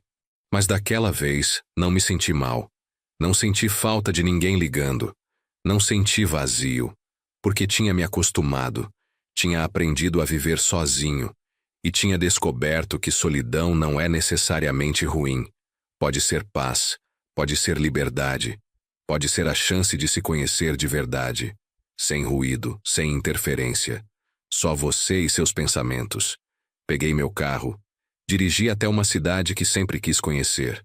Paraty, litoral do Rio, cidade histórica, casas coloniais, ruas de pedra, maresia. Beleza. Aluguei um quarto em pousada de frente para o mar. Fiquei 3 dias, sozinho, caminhando, fotografando, comendo, vivendo. E foi o melhor aniversário que tive em anos, porque foi meu, só meu, sem obrigação, sem decepção, sem esperar nada de ninguém. Só eu aproveitando minha própria companhia. Voltei para São Paulo no domingo à noite. Entrei no apartamento, silencioso como sempre, mas confortável. Meu, sentei no sofá, liguei a televisão e sorri. Sorri porque estava bem, estava em paz. Tinha sobrevivido à maior perda da minha vida, a perda do meu filho, e tinha saído inteiro do outro lado, não ileso, com cicatrizes, com feridas que ainda doíam de vez em quando, mas inteiro, de pé, vivendo, e isso era vitória. Pequena, mas vitória. Os meses seguintes foram tranquilos, rotina, trabalho, casa, passeios ocasionais, amizade com seu Osvaldo, vida simples, mas suficiente. Até que um dia, quarta-feira de tarde, meu celular tocou. Número desconhecido. Normalmente eu não atendia. Mas daquela vez, por algum motivo, atendi. Alô. Silêncio do outro lado. Depois uma voz feminina. Seu Manuel? Sim. Quem fala? Sou Bianca, a esposa do Rafael. Meu coração acelerou. O que você quer? Preciso falar com o senhor. Pessoalmente. É importante. Não tenho nada para falar com você. Por favor. Não é sobre o apartamento, não é sobre processo. É sobre o Rafael. E ele tá precisando do senhor. Eu queria desligar. Queria mandar ela embora. Não queria voltar para aquele assunto. Para aquela dor. Mas algo na voz dela me fez hesitar. O que aconteceu? Eu perguntei. Ele teve um acidente. Um acidente de carro. Tá internado. Eu congelei. Como assim? Faz 2 semanas. Foi grave. Ele bateu o carro. Quebrou 3 costelas. Perfurou o pulmão. Quase morreu. E por que você tá me ligando agora? Porque ele tá pedindo pelo senhor. Todo dia. Chama seu nome. Diz que quer ver o pai. E eu? Eu não sabia se devia ligar. Depois de tudo. Mas ele tá sofrendo muito. E eu achei que o senhor devia saber. Fiquei em silêncio. Processando. Rafael tinha tido um acidente. Estava internado. Estava pedindo por mim. E eu? Eu não sabia o que sentir. Raiva, pena, preocupação, indiferença, tudo junto. Qual hospital? Hospital São Camilo. Unidade Pompeia. Quarto 312. O senhor vai vir? Eu. Não sei, vou pensar. Por favor, seu Manuel. Ele é seu filho. Independente de tudo o que aconteceu, ele ainda é seu filho. E ele precisa do senhor. Ela desligou. Fiquei ali parado, celular na mão, mente girando. Coração dividido. Passei o resto do dia pensando. Devia ir?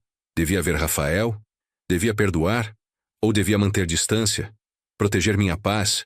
Não voltar para aquela dor? Eu não sabia. Não tinha resposta. À noite liguei para seu Osvaldo. Contei. Ele me ouviu em silêncio. Quando terminei, ele falou: Manuel, só você sabe o que fazer. Mas vou te dizer uma coisa.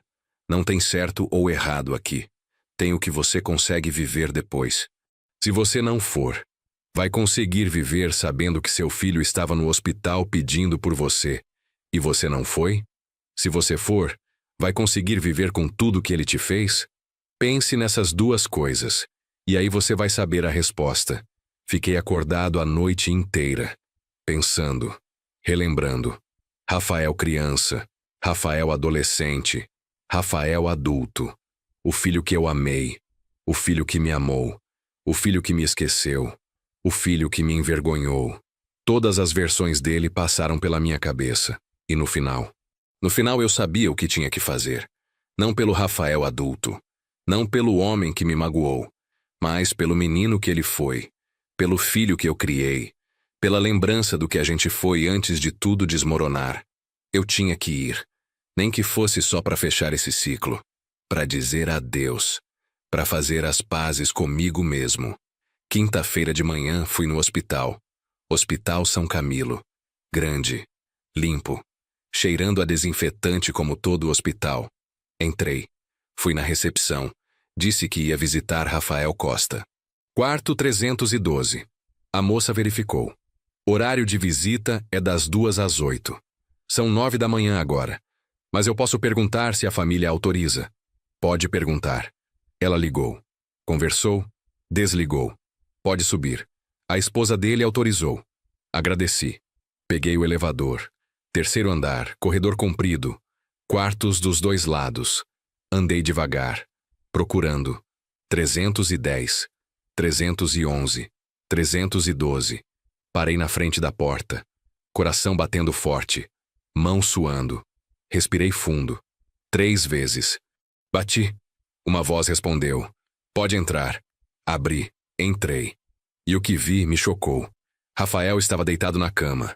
Pálido, magro. Olheiras profundas. Tubos saindo do nariz. Soro no braço. Monitor apitando. Ele parecia velho. Cansado. Quebrado. Nossos olhos se encontraram.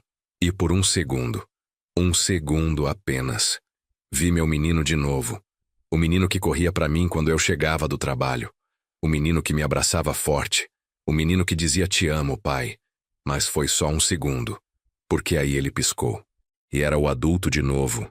O adulto que me excluiu. O adulto que me envergonhou. O adulto que me processou. Pai. A voz dele saiu rouca. Fraca. Oi, filho. Eu fiquei perto da porta. Não me aproximei. Bianca estava sentada numa cadeira ao lado da cama. Ela se levantou. Vou deixar vocês conversarem. Saiu. Fechou a porta. Ficamos sozinhos. Pai e filho. Pela primeira vez em mais de um ano. O silêncio era pesado, desconfortável. Nenhum dos dois sabia o que dizer. Como começar. O que falar primeiro. Até que Rafael quebrou o silêncio. Obrigado por vir. Eu só vim porque a Bianca disse que você estava pedindo por mim. É. Tô. Muito. Por quê? Porque você é meu pai. E eu quase morri. E a única coisa que eu pensava era que eu ia morrer sem fazer as pazes com você. Fazer as pazes. Como se fosse simples assim. Como se bastasse ele querer. Como se eu tivesse obrigação de perdoar.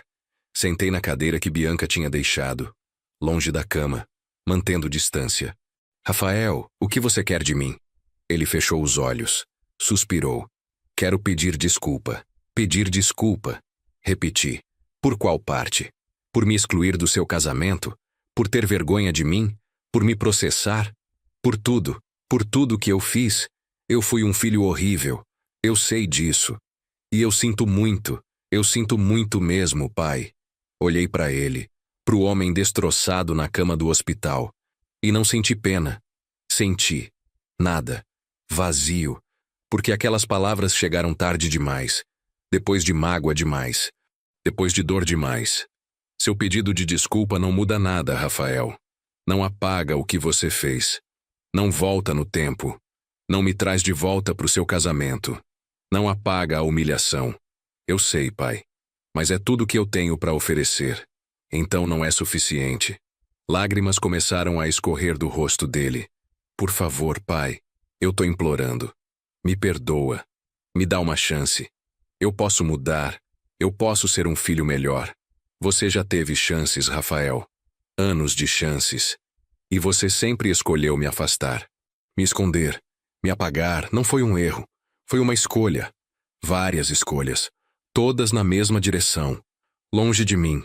Eu sei. Eu sei. E eu me arrependo tanto. Se eu pudesse voltar. Mas não pode. Ninguém pode.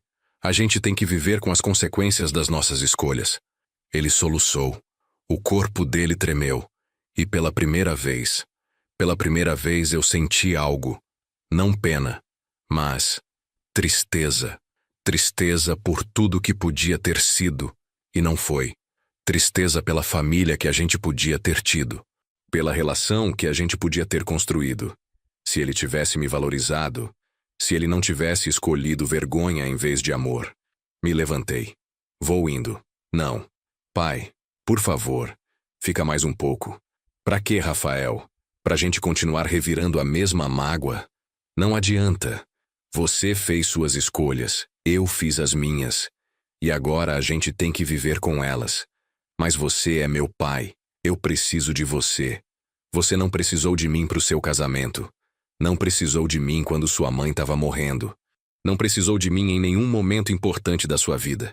Então não vem dizer que precisa de mim agora. Porque a gente dois sabe que não é verdade. Andei até a porta. Coloquei a mão na maçaneta. Rafael chamou. Pai. Parei. Mas não virei. Eu te amo, disse ele. Engasgado. Chorando. Eu te amo. Sempre amei. Só não soube demonstrar. Fechei os olhos. Senti um aperto no peito. Mas não virei. Não olhei para trás. Porque se olhasse, se visse meu filho ali, destroçado, chorando, implorando, eu ia fraquejar, ia ceder, ia perdoar, e não podia, não devia. Porque perdoar sem merecimento é fraqueza. É permitir que te machuquem de novo. É abrir mão da sua dignidade em troca de migalhas. E eu já tinha feito isso por tempo demais. Abri a porta, saí, e fechei atrás de mim. E talvez tenha fechado para sempre. No corredor encontrei Bianca. Ela estava encostada na parede, chorando também. Levantou a cabeça quando me viu. E aí? O senhor vai perdoar ele? Não sei. Preciso pensar. Ele precisa do senhor. Ele tem você. E a família de vocês. Ele não tá sozinho. Mas o senhor é o pai dele. E daí? Pai também tem sentimento. Também tem limite. Também tem dignidade. E a minha foi pisoteada tantas vezes que não sobrou quase nada. Então me desculpa. Mas eu preciso cuidar de mim agora, não dele. Ela olhou para mim com raiva, com desprezo. O senhor é egoísta. E você é conivente. Conivente com tudo que seu marido fez comigo.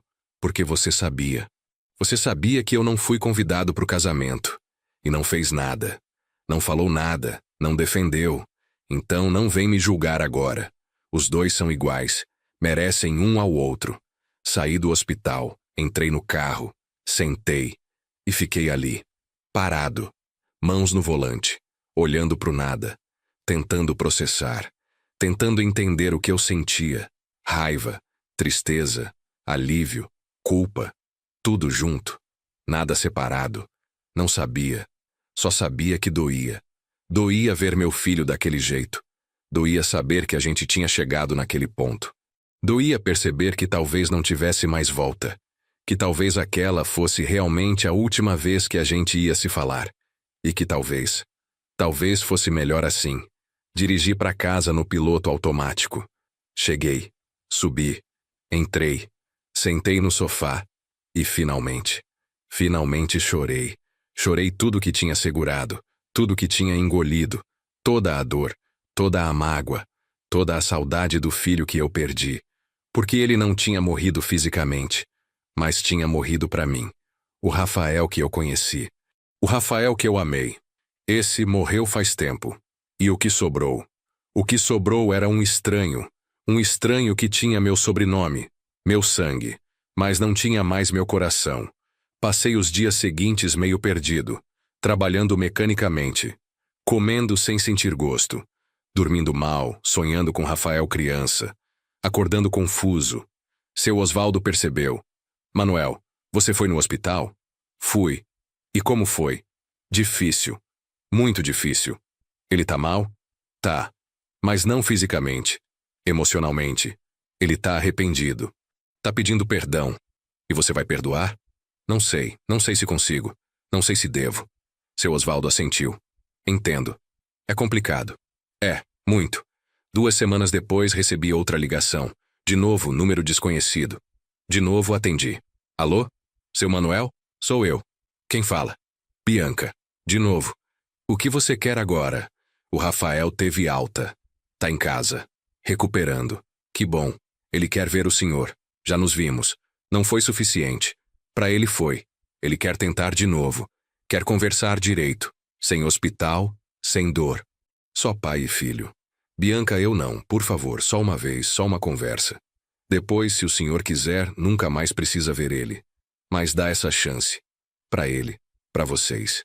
Suspirei. Onde? Quando? Sábado, 2 da tarde. Num café. Centro de São Paulo.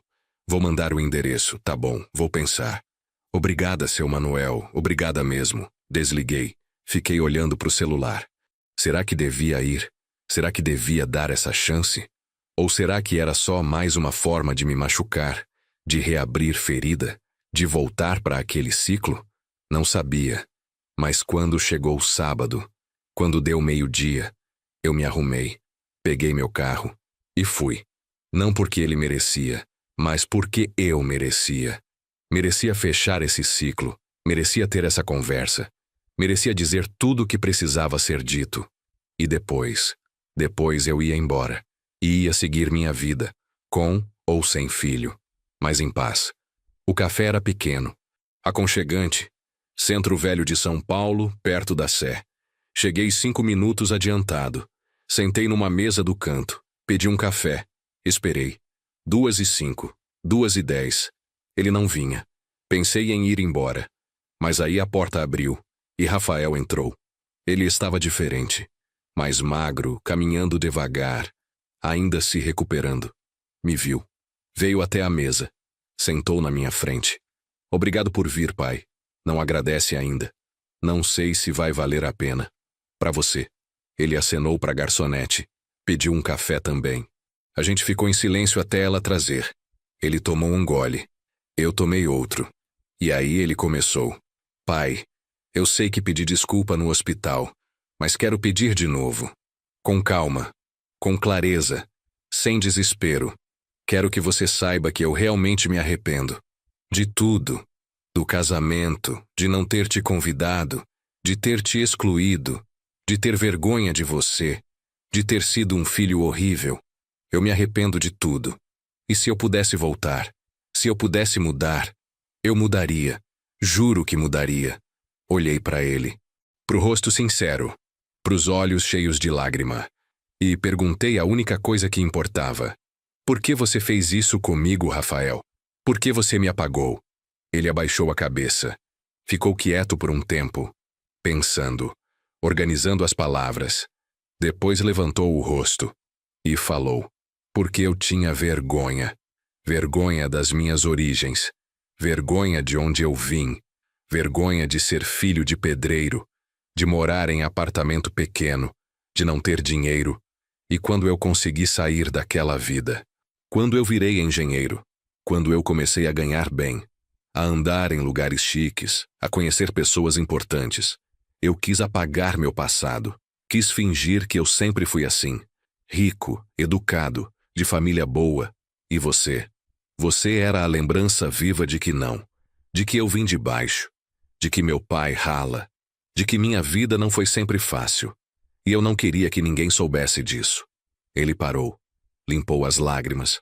Continuou. Quando eu conheci a Bianca. Quando eu conheci a família dela, eu percebi que eles nunca iam me aceitar de verdade se soubessem. Se vissem você, com suas mãos calejadas, sua roupa simples, seu jeito humilde, eles iam me ver diferente, iam me tratar diferente. E eu escolhi eles. Escolhi ser aceito por eles. E para isso, eu tive que te deixar de lado, tive que te esconder. E é a coisa que eu mais me arrependo na vida. Porque eu troquei meu pai, o homem que me criou, o homem que me deu tudo, por aceitação de gente que no fundo nem importa tanto assim. Ouvi tudo em silêncio, sem interromper. Quando ele terminou, fiquei olhando para ele, pro meu filho, pro homem que ele tinha se tornado, e senti pena dele, porque ele tinha desperdiçado tanto, tinha jogado fora tanto, por algo tão fútil, tão vazio. Aceitação, aparência, status, coisas que não sustentam ninguém quando a vida aperta, que não abraçam de volta, que não choram junto, que não importam de verdade. E ele tinha trocado amor de verdade por isso. Tinha trocado família por isso. Tinha trocado eu por isso. Rafael, eu aceito seu pedido de desculpa. Ele arregalou os olhos. Aceita? Aceito. Acredito que você se arrepende. Acredito que você percebeu o erro. E acredito que você está sofrendo com isso. Mas aceitar o pedido de desculpa não significa perdoar. Não significa esquecer. E não significa voltar a ter o relacionamento que a gente tinha. Porque aquilo morreu. Morreu no dia do seu casamento, quando você decidiu que eu não valia nada. E não tem como ressuscitar. O rosto dele caiu, as lágrimas voltaram. Mas, pai, não tem mais Rafael. Você me pediu desculpa. Eu aceitei. Mas isso é tudo que eu posso te dar. Não consigo te perdoar. Não consigo esquecer. Não consigo fingir que tá tudo bem. Por que não tá? Você me feriu de um jeito que não cicatriza. Você me humilhou de um jeito que não se apaga. E eu não vou fingir que isso não aconteceu só pra gente ter uma relação falsa. Prefiro não ter relação nenhuma. E ter minha paz. Mas você é meu pai. Você era meu filho. Era. Porque o filho que eu conheci não faria o que você fez. O filho que eu conheci me amava. Me respeitava. Me valorizava. Você não é mais aquele filho. Você é outra pessoa. E eu não conheço essa pessoa. Não confio nessa pessoa. E não quero essa pessoa na minha vida. Ele começou a soluçar. Alto. Chamando a atenção das outras mesas. Mas eu não me importei. Deixei ele chorar. Deixei ele sentir. Porque talvez fosse isso que ele precisava. Sentir de verdade a dor que ele causou. O vazio que ele criou. A perda que ele provocou. Quando ele se acalmou um pouco, continuei. Rafael, eu não te odeio. Não desejo teu mal. Inclusive, fico feliz que você se recuperou do acidente. Mas também não quero te ter perto. Porque você me faz mal. Me lembra de coisas que eu quero esquecer. Me traz dor que eu tô tentando curar. Então é melhor a gente seguir vidas separadas. Você com sua família. Eu com a minha paz. E pronto. Mas e se eu mudar? E se eu provar que sou diferente? Não importa. Porque eu não quero mais. Eu cansei, Rafael. Cansei de sofrer por você. Cansei de esperar você me valorizar. Cansei de mendigar amor. Agora eu tô bem sozinho. Tô em paz sozinho. E não vou abrir mão dessa paz por nada. Nem por você. Ele ficou me encarando. Desacreditado. Como se não pudesse aceitar. Como se não fosse possível que eu estivesse realmente encerrando aquilo. Mas era. E eu estava. Me levantei. Deixei dinheiro na mesa pro meu café. E falei pela última vez. Cuida da sua vida, Rafael. Seja feliz. Seja um bom marido. Seja um bom pai quando tiver filhos. Mas não conta comigo pra nada disso. Porque eu já dei tudo o que tinha pra dar. E não sobrou mais nada. Adeus, filho. Virei as costas. Caminhei até a porta. Ouvi ele chamar. Pai. Mas não parei. Não olhei pra trás. Saí. E dessa vez era pra valer. Era o fim. Definitivo. Final. Sem volta.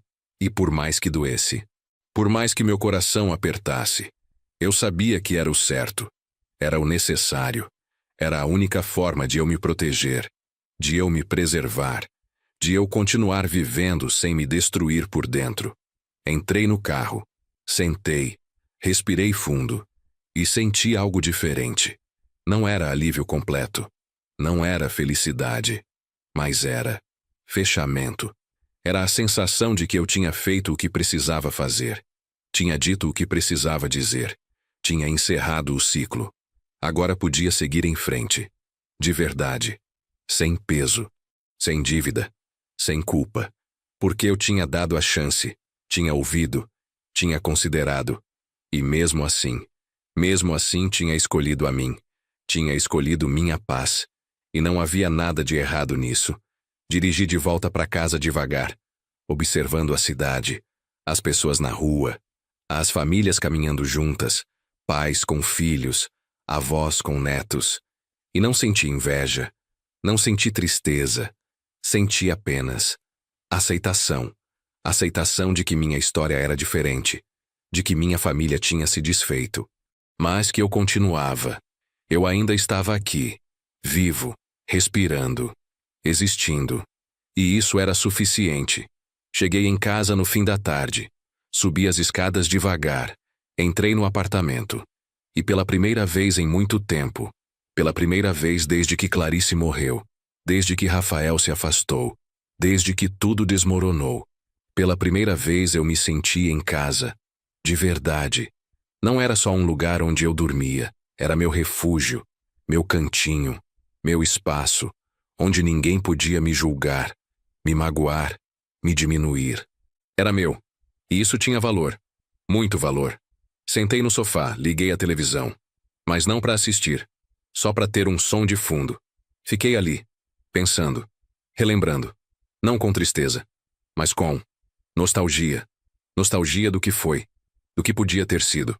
Mas também com gratidão, gratidão por ter sobrevivido, por ter chegado até aqui, por estar inteiro apesar de tudo. Porque muita gente teria desmoronado, muita gente teria desistido. Mas eu não. Eu continuei. E ia continuar. Porque era isso que eu sabia fazer. Seguir em frente, sempre. Naquela noite dormi bem, sem pesadelo, sem acordar no meio da madrugada, sem angústia. Dormi a noite inteira. E quando acordei domingo de manhã, quando abri os olhos e vi o sol entrando pela janela, senti algo que não sentia há muito tempo. Esperança. Esperança de que dali para frente, as coisas podiam ser diferentes, podiam ser melhores. Não perfeitas, mas melhores. E isso já era muito. Levantei, fiz café. Sentei na mesinha da cozinha. Tomei devagar, saboreando. E planejei meu dia. Ia lavar roupa, limpar o apartamento, ir no mercado. Coisas simples, coisas normais, mas que me faziam bem, que me davam rotina, estrutura, propósito. Mesmo que pequeno, mesmo que insignificante para os outros. Para mim tinha significado, e era isso que importava. Passei o domingo fazendo exatamente isso. Limpando, organizando, cuidando do meu espaço. E foi bom, foi terapêutico. Foi um jeito de cuidar de mim, de me valorizar, de mostrar para mim mesmo que eu importava, que eu merecia coisas boas, merecia um lar limpo, merecia comida boa, merecia paz. Segunda-feira voltei pro trabalho, com a cabeça mais leve, o coração mais tranquilo. Os colegas perceberam. Seu Manuel tá diferente, tá mais sorridente. Aconteceu alguma coisa boa? Sorri. Digamos que eu fechei um ciclo. E isso é sempre bom. As semanas seguintes foram estranhas, não ruins. Só estranhas. Eu esperava sentir falta. Esperava que a ausência do Rafael pesasse. Mas não pesou. Na verdade eu me senti mais livre. Sem aquela expectativa constante. Sem aquela decepção recorrente. Sem aquele vazio toda vez que ele não ligava. Agora não tinha mais expectativa. Então não tinha mais decepção. E isso era libertador. Comecei a fazer coisas que nunca tinha feito. Fui no cinema sozinho. Assisti um filme de ação. Comi pipoca. Aproveitei. Fui num restaurante sozinho. Pedi um prato que sempre quis experimentar. Comi devagar, sem pressa. Sem vergonha de estar ali sozinho. Porque eu aprendi. Aprendi que estar sozinho não é estar incompleto. É estar inteiro. Por conta própria, sem depender de ninguém para se sentir validado, para se sentir vivo. E quando você descobre isso, quando você internaliza isso, o mundo fica diferente, mais leve, mais possível. Seu Osvaldo notou a mudança. A gente estava tomando café num sábado de manhã quando ele falou: Manuel, você parece outra pessoa. Sorri. Acho que eu sou. Acho que finalmente eu aceitei as coisas como são. E parei de lutar contra. Parei de tentar mudar o que não dá para mudar. E isso me deu paz. Ele balançou a cabeça. Invejo você. Invejo essa capacidade de seguir em frente. Eu ainda tô preso no passado. Ainda sinto falta da minha esposa todo dia. Ainda sofro como se ela tivesse morrido ontem. E já faz 5 anos. Eu entendo. Passei por isso também. Mas em algum momento, a gente tem que escolher entre viver no passado ou viver no presente. E eu escolhi o presente, porque é tudo que eu tenho. Ele ficou quieto, pensativo. Depois falou: Você tem razão. A gente só tem o agora. O resto é memória ou expectativa, e nenhum dos dois a gente controla. Exatamente. Então, melhor focar no que dá para controlar, no hoje, no agora, na próxima respiração, no próximo passo. E assim, um dia de cada vez, a gente vai vivendo. E eventualmente fica mais fácil. Não fácil, mas mais fácil. E já é alguma coisa. 2 meses depois do café com Rafael. 2 meses de silêncio, de paz, de rotina tranquila. Recebi uma mensagem, no WhatsApp, de um número que eu não tinha salvo, mas que eu reconheci. Era da Bianca. A mensagem dizia: Seu Manuel só queria avisar. Estou grávida. De 3 meses. É um menino. Rafael ainda tá sofrendo muito com tudo que aconteceu. Mas a gente tá tentando seguir em frente. Pensei que o senhor gostaria de saber, já que vai ser seu neto. Mas entendo se não quiser contato. Respeito sua decisão. Fica bem. Li a mensagem 3 vezes, processando. Rafael ia ser pai. Eu ia ser avô. Tinha um neto vindo. Uma criança que ia carregar meu sangue, meu sobrenome, minha história. E eu. Eu não sentia nada. Nem alegria, nem tristeza, nem curiosidade. Nada. Só vazio. Porque aquela criança, aquele menino, ia crescer sem me conhecer, ia ouvir histórias sobre mim, provavelmente histórias ruins. O avô que abandonou o pai, o avô que foi cruel, o avô que escolheu dinheiro em vez de família. Mentiras, mas que iam virar verdade para ele, porque era a versão que ele ia ouvir. E eu não ia estar lá para contar meu lado, para mostrar quem eu realmente era, para ser avô de verdade. Pensei em responder, pensei em agradecer, pensei em perguntar como ela estava, como era a gravidez, se Rafael estava feliz, mas não respondi, não perguntei, apenas deixei como visto, porque responder seria abrir uma porta, seria dar esperança, e eu não queria isso. Não queria criar expectativa que eu não ia cumprir. Não queria fingir que eu ia participar da vida daquela criança, porque não ia. Tinha fechado aquela porta, e não ia reabrir, nem para um neto, por mais que doesse, por mais que parecesse cruel. Era. A vida seguiu. Os meses passaram, trabalho, casa, rotina. De vez em quando seu Osvaldo, de vez em quando um passeio sozinho, uma viagem curta, um cinema, um restaurante. Vida simples, mas minha, e suficiente. Não pensei mais em Rafael. Não pensei mais no neto que ia nascer. Coloquei numa gaveta da mente, trancada, e deixei lá, porque era a única forma de seguir sem dor, sem culpa, sem peso.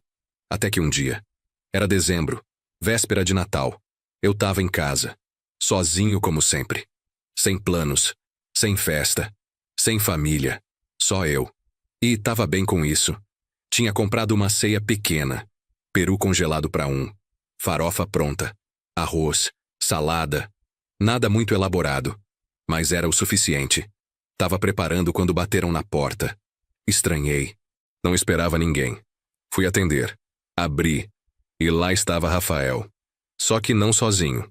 Tinha uma mulher do lado dele. Grávida. Barriga grande. 8 meses, talvez. Era Bianca. Oi, pai.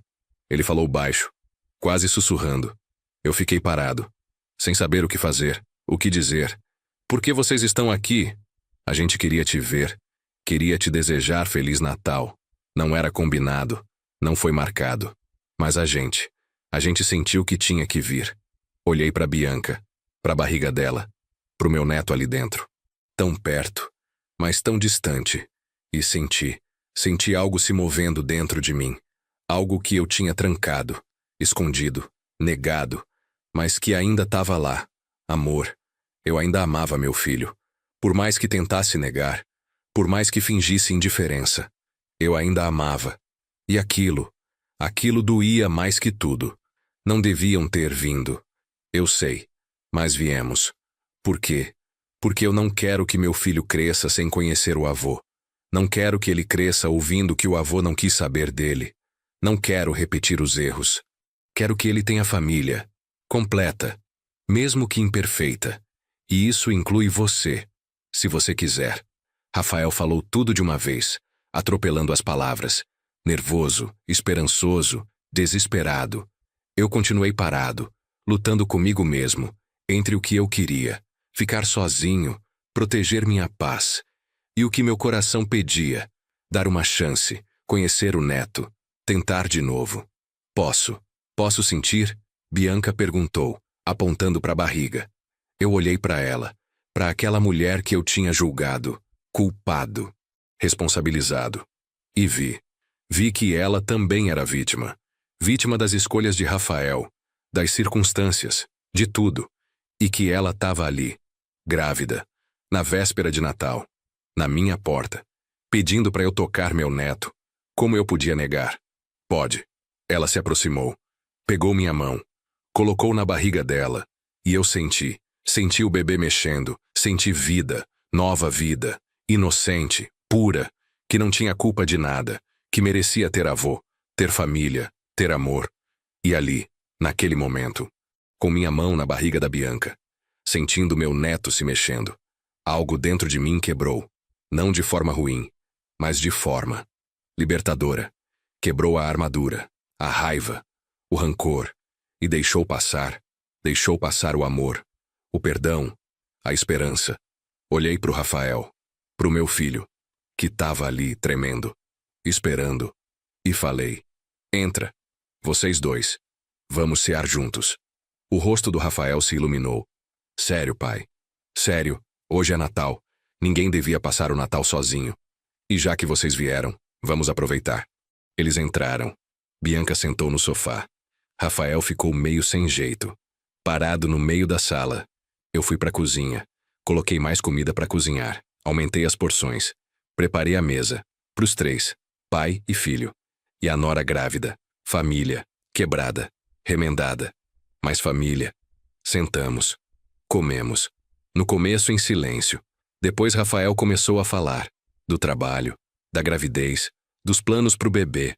Do quanto ele estava nervoso. Do quanto ele queria ser um bom pai. E eu ouvi. Ouvi de verdade. Sem julgar. Sem criticar. Só ouvi. Depois da ceia, a gente sentou na sala, conversando. E foi. Foi bom. Foi como deveria ter sido sempre. Pai e filho. Conversando. Rindo. Compartilhando. Sem mágoa. Sem raiva. Só. Conexão. De repente Bianca falou: Seu Manuel, a gente queria te pedir uma coisa. Pode pedir, quando o bebê nascer, a gente gostaria que o senhor fosse o padrinho. Fiquei sem palavras. Padrinho? É. A gente conversou. E a gente acha que seria importante. Pro bebê, pra família, pro senhor. Se o senhor quiser. Claro. Olhei pro Rafael, ele estava sorrindo, chorando, esperando minha resposta. E eu não consegui negar. Não consegui recusar. Porque por mais que doesse, por mais que tivesse mágoa, aquele era meu neto, minha continuação. E eu queria fazer parte. Queria estar presente, queria ser avô, de verdade. Aceito. Eu vou ser padrinho, com muito orgulho. Rafael se levantou. Veio até mim. Me abraçou. Pela primeira vez em anos. Me abraçou de verdade. Forte. Apertado. E eu abracei de volta, sentindo meu filho nos meus braços. E choramos. Choramos tudo. Todo o sofrimento. Toda a mágoa. Toda a saudade. Choramos e lavamos. Lavamos a ferida, limpamos a dor e recomeçamos. Ali, naquela véspera de Natal, a gente recomeçou, não apagando o passado, mas construindo algo novo. Sobre os escombros, sobre as cinzas, mas construindo. Eles foram embora tarde, quase meia-noite. Me despedi na porta. Voltamos para a ceia ano que vem? Rafael perguntou. Voltamos. Todos os anos. Pode contar comigo. Ele sorriu. Obrigado, pai, por dar essa chance, por nos perdoar, por aceitar o bebê. Obrigado por tudo. De nada, filho. Família é isso. É perdoar. É recomeçar. É dar chances. Sempre. Ele me abraçou de novo. Entrou no carro com Bianca. E foram embora.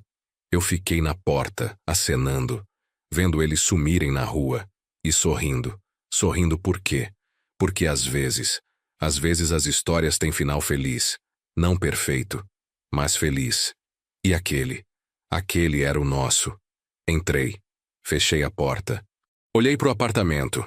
Ainda tinha louça para lavar, mesa para arrumar, resto de comida para guardar. Mas não me importei. Fiz tudo devagar, pensando, relembrando a noite, a conversa, o abraço, a reconciliação. E me dei conta. Me dei conta que perdoar não é fraqueza, é coragem. Coragem de soltar a dor, de abrir mão da raiva, de dar chance pro amor. E que às vezes, só às vezes, vale a pena, vale a dor, vale o risco. Porque no fim o que importa é amor, é família, é conexão. E eu tinha isso de volta. Não como antes, mas tinha. E era suficiente. Me deitei naquela noite em paz. Paz de verdade. Não a paz de quem desistiu, mas a paz de quem lutou, sofreu e escolheu o amor. Escolheu o perdão. Escolheu a família. E dormindo eu sonhei. Sonhei com Clarice. Ela estava sorrindo orgulhosa, dizendo: "Você fez certo, Manuel. Você fez o certo."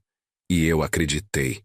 Acreditei que sim, que apesar de tudo, apesar de toda a dor, toda a mágoa, todo o sofrimento, no fim eu tinha feito o certo, tinha protegido minha dignidade, mas também tinha aberto meu coração. E as duas coisas, as duas juntas, fizeram de mim um homem melhor, um pai melhor, e em breve, um avô melhor. E isso era tudo o que eu precisava. Se essa história tocou seu coração, se você se identificou com a dor do Manuel, se você também já precisou escolher entre sua dignidade e o amor por alguém, deixe seu comentário aqui embaixo. Conte sua história. Compartilhe sua dor. Porque juntos somos mais fortes. E saber que não estamos sozinhos nessa jornada faz toda a diferença. Inscreva-se no canal para mais histórias como essa. Te vejo na próxima. Fica com Deus.